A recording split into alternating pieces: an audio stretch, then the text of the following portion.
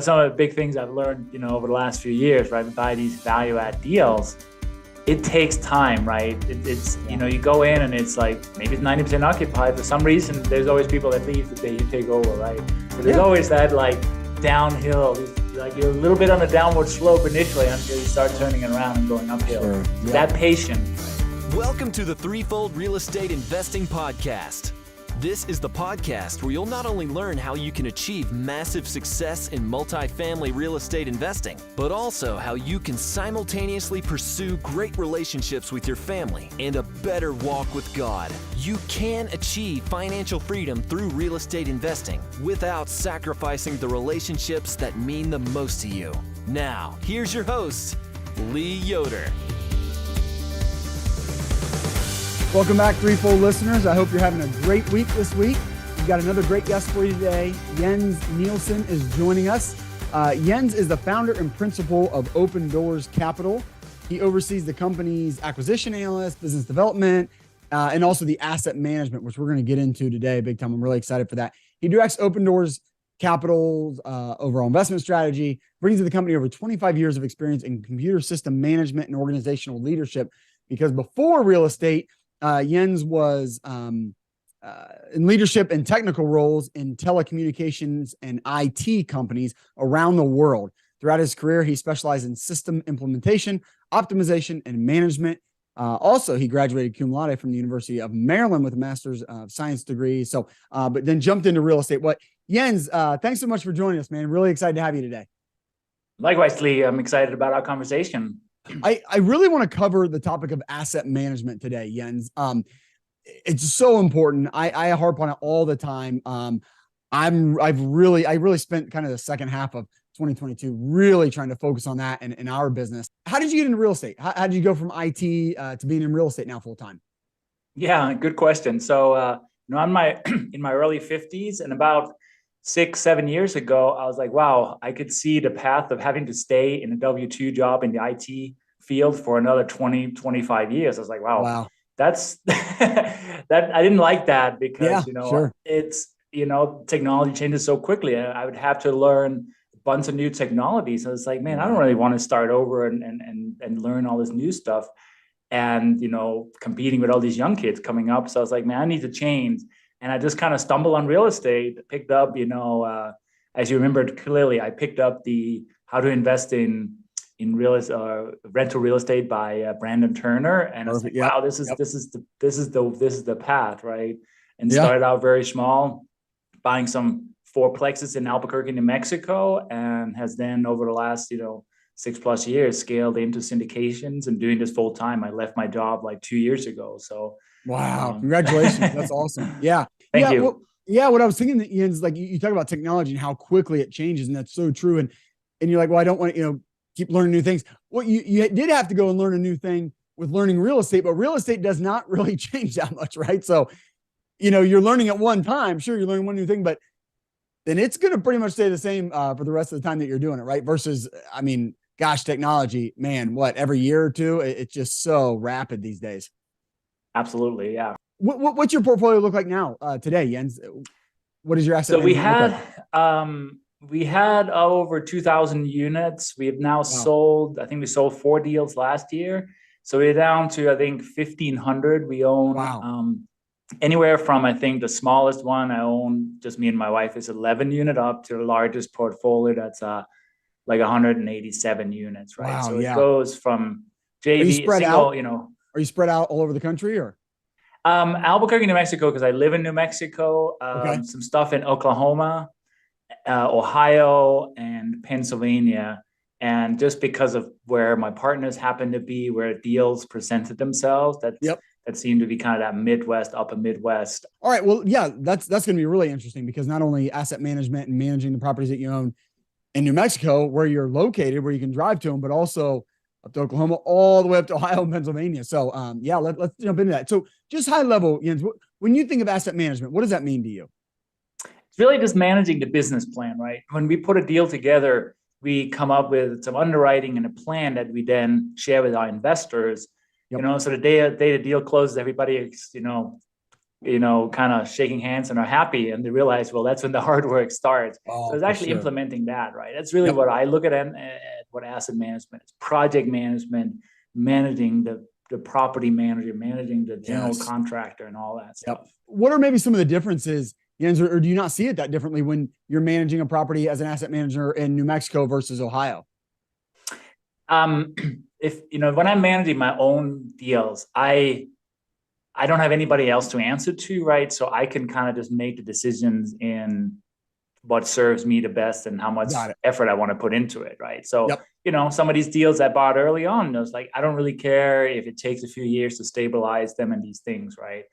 Whereas when we do stuff for, syndications, I mean, we have made some projections that we are trying to meet, right? So there's a Yeah. certain business plan that we try to implement. So, and there's a lot more money involved. There's other people's money, Sure. Yep. so there's a whole other level of accountability there, right? One thing you mentioned, I just think so critical. I'd love for you to dig in a little bit is managing the manager. Big part, and I love the way you set it up too, Jens. I was going to say that it's really implementing the business plan and carrying out the business plan. It's so well said. You've got to buy right, you've got to finance right. Sure, like you said, and that's really difficult to do. So we're shaking hands at the closing table for good reason because it's really hard to take something down. But then you're right. It's like all we did was buy ourselves a business. Now, what it's done for the past 5, 15, 30 years does not matter.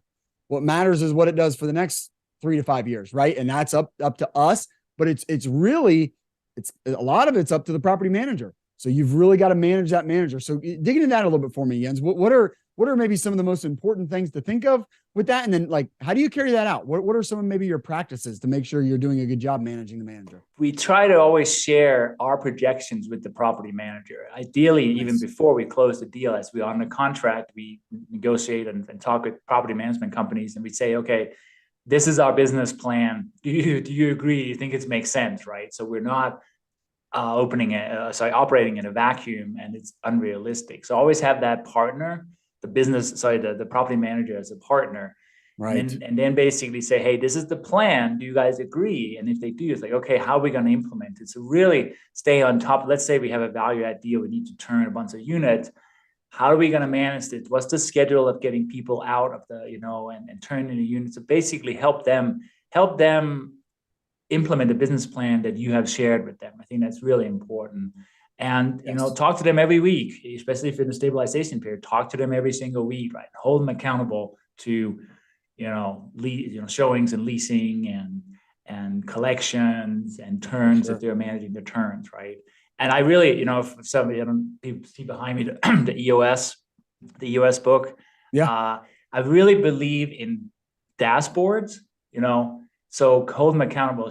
What is our collections this week? What is our delinquencies? What is our occupancy? Basically hold people accountable to a dashboard or to a set of metrics that you can measure versus things are going well. It's like, what does that mean, right? Yes. No, that's really good. And so do you have a weekly call with them, Jens? Is that kind of your typical pattern? Definitely in the beginning, right? Yeah. If we're stabilizing the property, during the stabilization period. Yeah. Yeah. If things are running well and it's like, you're at high occupancy, there's nothing made. I mean, let's not waste people's time either, right? Sure. And, Yep. for my own stuff that I've owned for years, I literally spend like an hour every month looking at them, right? So that's super easy. They're stabilized. Property manager's doing a good job. Well, and like you said, I mean, if you have that dashboard and they're meeting their goals, then it's just okay, meeting the goals. Looks good. Let's keep it up. Yeah. Maybe could you share a couple of the metrics? What are some things that if we're managing our manager, what are a couple of the things we can pull out that you would have on that dashboard to say, hey, vacancy, what are a few of those things that are really important? Yeah, excellent question. We like to look at like leading and lagging measures, right? So leading measures are stuff like, we always look at, hey, what's our collections and what's our delinquency, or even just our delinquency, right? Do we have, it's 2 days into the month, I understand. If it's 15 days into the month, if we don't have if we have a lot of delinquencies, we need to, make sure that people have been served the notice and the eviction process is happening if that's the case, right? So definitely look at that so we don't end up having all these receivables that we're not collecting on.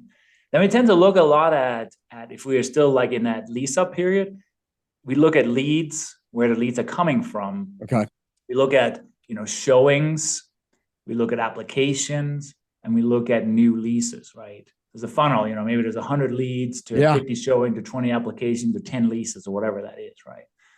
And especially because, advertising is really expensive, and especially in competitive markets, so you're getting leads from apartments.com or Zillow or wherever. Yep. Make sure you get them from the right places and you're spending your ad dollars in the right spot. So that would be another leading measure. Like, we also tend to look at like service calls. If we get, a lot of service calls, a lot of service requests, what's going on, right? Why we keep going and fixing the same thing, then we probably have a problem we need to address at a deeper level, right?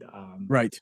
So those are some of the key ones, right? Especially, and then if we're in a renovation process, we're like, how many units have returned this month? How many units are in the middle of being worked on, and so forth, right? So that's all kind of leading measures. Then we have a bunch of lagging measures, which is more looking at the P&L. It's all about keeping your property occupied, right? And not just physical occupancy. That's why I love that you brought up delinquency, is because it's really economic occupancy.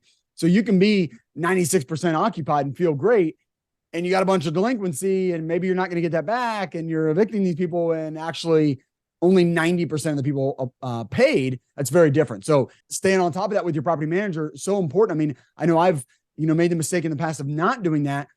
And we do evict somebody, and it's like, oh, good. Okay. They weren't paying, so we got them evicted. That's what happened.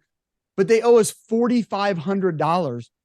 We took way too long to evict them, right? I mean, that was, no, you can't. I mean, that, in some of our examples, that's 5 months of not paying rent. Here in Ohio, that should not happen. Out in California, it's standard operating procedure, but here in Ohio, that should not happen. We didn't stay on top of that. So really good stuff there to stay on top of that. Okay. So that's leading. That's telling you, I love that, because that's telling you how the property is going to be doing in the next month. And we think that way too. Like, hey, it's great that we're 95% occupied, but we've got 3 people moving at the end of the month.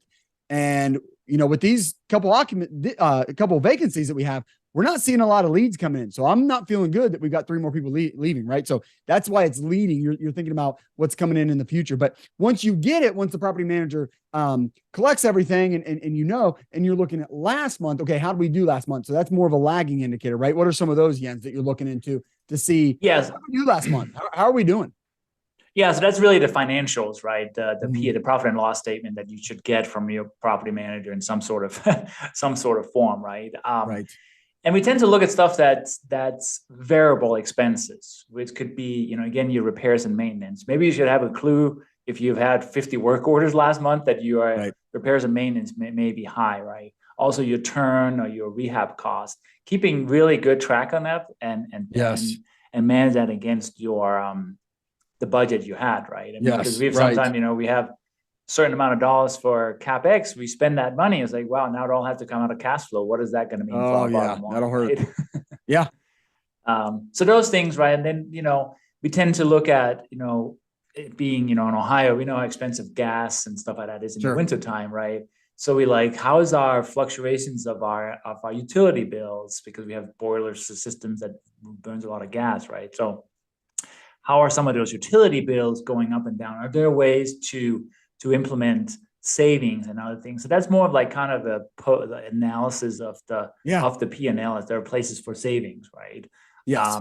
So those things. I mean, a lot of it stays the same. Taxes, insurance, payroll tends to stay fairly steady. But all these variable ones, don't be afraid of going back and asking the property manager and said, okay, why did we spend all this money last month on A, B, and C, right? It's I just don't like to get that surprise, because it's usually 2 or 3 weeks or a month, after the end of the previous month that you get this. That time is like a little late to make changes, right? At least. Yeah, it is. Right. That's why it's lagging. Like it already happened, right? It's too late. But I think that's really good. The maintenance and the unit turns in one way kind of go in the same vein for me, because you're right. If you're not managing them, if you're not asking, I love what you said, don't be afraid to ask them about this. You have to, because there's certain things, don't you think that like it's easier for the property manager to just go with the contractor who's available, or the contractor that they know, or the contractor's right there. They may not be the cheapest, and they might be the most expensive. So if you're not staying on top of that, and a lot of times it's not like even just having a specific number and knowing every number, like, oh, you guys spent $1,000 on a water heater, that should only be $800. Most of the time, I think from our experience, like it's just asking them about it. If they know that you're paying attention, if they know you're looking at it and you're going, hey, maintenance, this is high this month, what's going on? that alone is like, man, they're looking at it. They're on top of it. I got to be careful. And then just, and a lot of times too, for us, especially with the unit turns, because the unit turn can cost 10 grand. It can cost 15 grand. It can cost 20 grand. You want multiple quotes. And again, it's still up to your property manager, but if you force them to do the work of getting a good price and looking at multiple people instead of just kind of going with what's easy, because you can see why they do that. There's nothing nefarious about it. It's just, that's what makes their job easier. They're trying to run the property efficiently, effectively. And if they've got some contractors they know are good and are going to show up, hey, there's a benefit there. But, on our end, Jens, right? Like, we're controlling costs. So we got to think about that. And so, yeah, I think that's great that looking back at that and having those conversations and staying on top of them, it's going to keep your costs down at least a little bit from what you can control. Yeah. You're going to keep your costs down if you do those things. Yeah. And if I can add something to that. So for example, in Cleveland, Ohio, we own 500-600 units there. And we were looking at some turn costs that were pretty high last fall. I was like, why are we outsourcing this? We have enough units. We need to hire another maintenance person that can do all this work, right? Yeah. Instead of, because we were a little bit overwhelmed, and it was like, oh, we can get somebody to come in and do it. And saying, whoa, yep, that's costing way too much money. If we hire this person, there's enough turns throughout the year that person can be fully can do this work, and then suddenly it's a much more controllable cost than getting Joe contractor in to do the work. Yeah, right. Oh, great point. Yeah, and that's where cost can run away from you. And what you said earlier, Jens, if you do spend way too much, and again, you said, hey, you've got to be looking at it against your budget, because you get way beyond and you get past your budget, you'll soon find yourself in a spot. It's just what you said. You've got to do it out of cash flow, and that can be so dangerous. I mean, if you've got the cash flow for it, okay, but that is very dangerous, because what happens is, you have this extra cash flow and you think, well, we'll spend that, but then two people move out. Now we've got 2 units that we've got to turn. And I think where people can really get in trouble is we don't have the money for those 2 unit turns. So we're going to let them sit vacant. Man, you're really asking for it right now. You're behind the 8 ball. Whereas when you have the money for it, that CapEx budget goes vacant, boom, get somebody in there. Let's get it turned. Let's get it turned. And we're getting it rented again. And typically we're getting these big rent bumps. That's where you're moving in the right direction. You can quickly move in the wrong direction when you run out of money for those unit turns. And if you're not paying attention to it, not controlling the cost, that's when you can run out of the CapEx money, right? Absolutely. Yeah. And especially, I mean, case in point, right? Underwriting deals a year and a half ago to the cost a year and a half ago compared to what they are now. Right. Some of those challenges are definitely real, right? When we had said, oh, it's going to be 10, 12 grand for a turn, it's 15. It's like, what do we do now, right? So there's definitely some of those challenges that we are experiencing too. We have definitely experienced that ourselves. Yeah. Yeah. Both of us in Ohio, so we've seen that, but it's all over the country. So maybe, can you think of a mistake that you've made, Jens, when it comes to asset management? Maybe something early on that you were, missing, or, what have you added to your tool belt? What early on, what kind of mistakes were you making that our my listeners can learn from? I think the biggest one has probably been,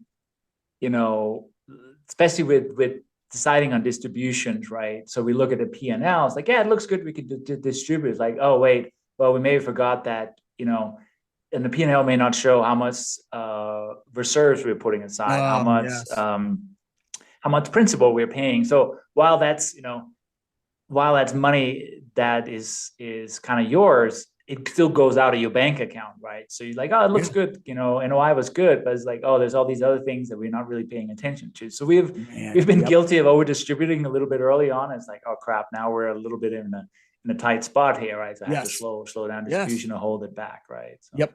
Yeah, it's such a good point. To break it down a little bit, and Jens, correct me if I'm wrong, but let's say you're bringing in 100 grand in rent per year, and your expenses are 50 grand.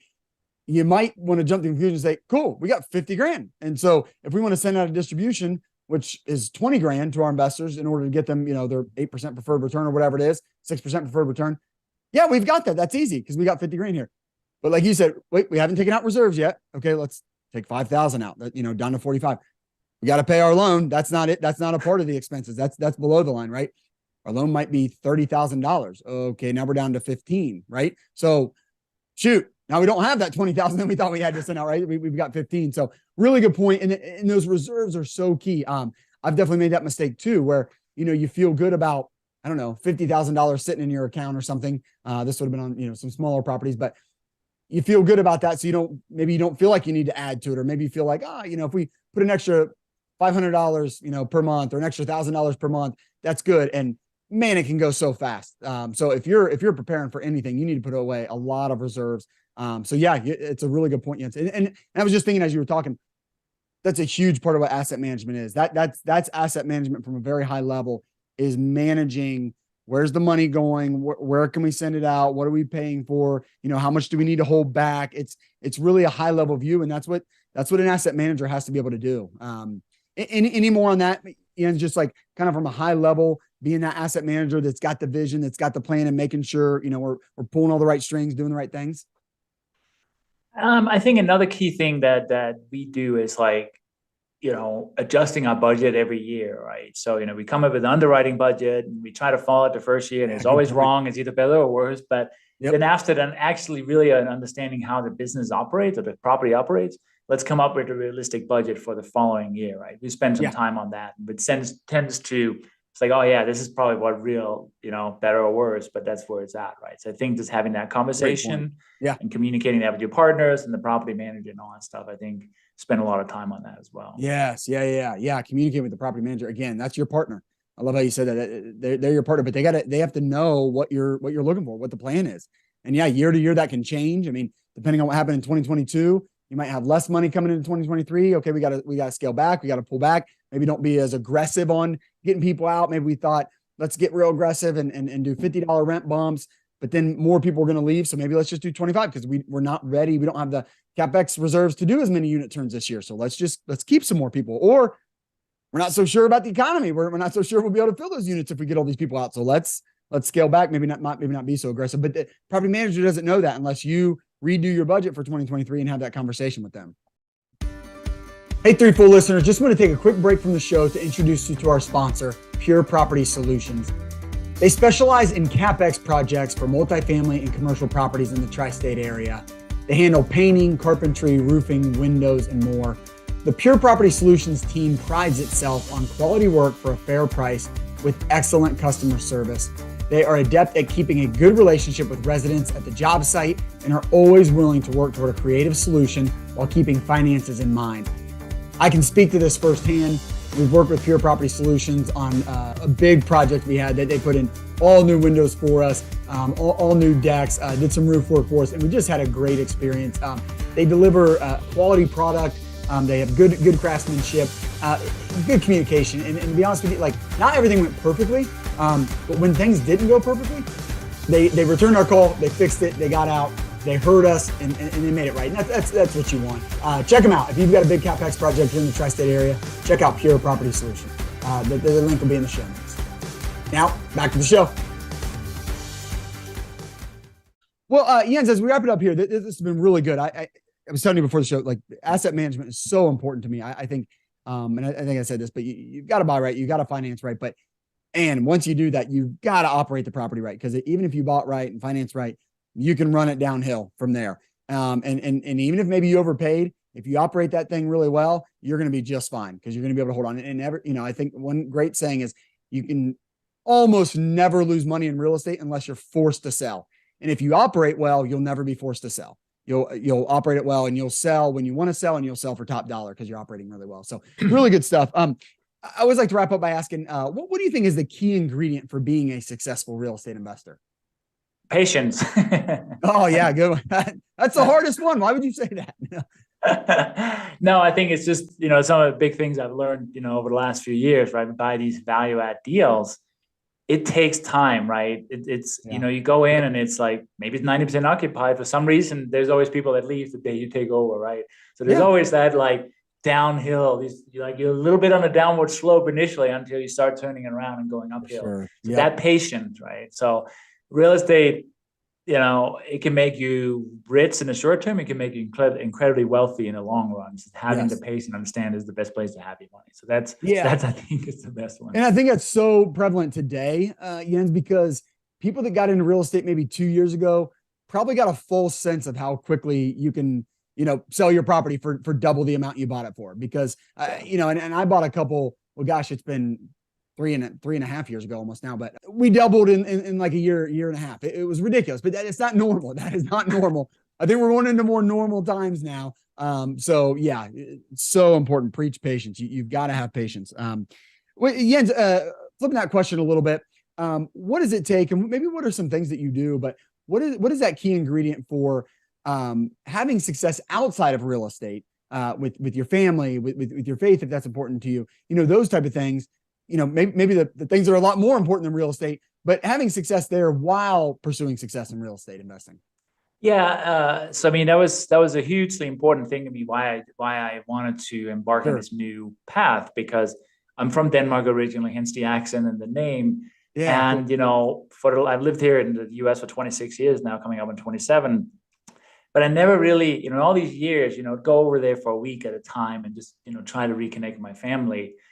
And I just didn't feel like, well, everybody's getting older. I don't know how long everybody's around. So I was like, man, I want to get to a point where I can go over for a month or just get that time to really reconnect, right? Get the time, married, I don't have any kids, but get the time to do extensive trips with my wife, and be there and so forth. Yeah. Right? Now we both work from home, so we get to see each other a lot more.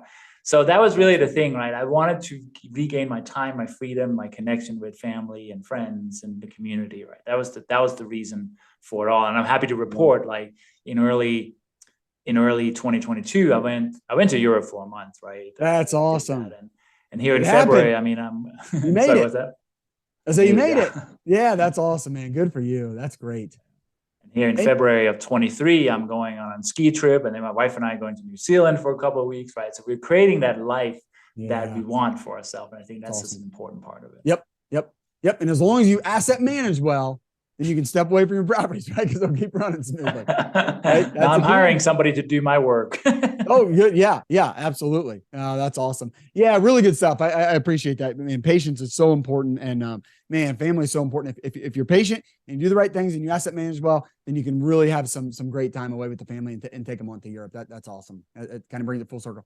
Well, Jens, I know you're active on social media. I see you on LinkedIn and Facebook. Is that the best place for people to find you, Jens? Just by your name, check in. Yeah, I mean, I'm kind of old school, so if anybody can send me an email at my email, Jens, Jens at opendoors with an S capital.com. So Jens at opendoorscapital.com. Perfect. Okay. And if anybody wants to get on a call to talk about any of the stuff we've done, they can go to opendoorscapital.com/call and get on a free call with me.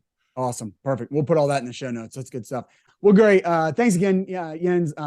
I'm a firm believer in asset management and how important it is. So it's really great to sit down with you today and learn from your experiences, maybe some of your mishaps and what you've learned along the way, because it's so important. So thanks for sharing with us today. Thanks for being here.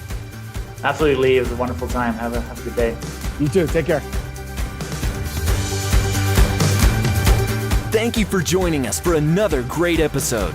I hope you'll take action on what you've learned today. If you enjoyed today's show, please consider leaving Lee a 5-star rating and review. And check him out on threefoldrei.com. Until next time, 1 Timothy 6:17.